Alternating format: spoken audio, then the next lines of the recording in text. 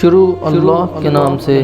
جو بڑا مہربان نہایت رحم کرنے والا ہے۔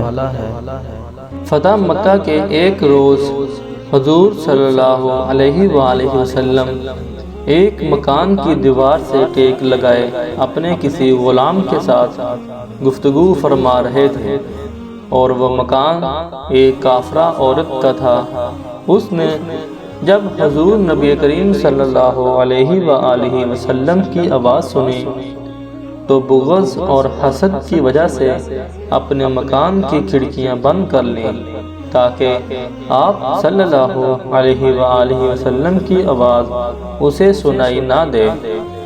ادھر حضرت جبرائیل علیہ السلام بارگاہ مصطفیٰ صلی اللہ علیہ وآلہ وسلم میں حاضر ہوئے اور عرض کیا، آپ صلی اللہ علیہ وآلہ وسلم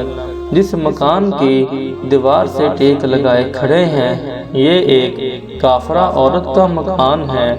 اور اس مکان میں رہنے والی کافرہ عورت نے بغض و حسد سے اپنے مکان کی کھڑکیاں بند کر دی ہیں تاکہ آپ صلی اللہ علیہ وآلہ وسلم کی آواز اسے سنائی نہ دے۔ مگر اللہ تبارک و تعالیٰ فرماتے ہیں چونکہ آپ صلی اللہ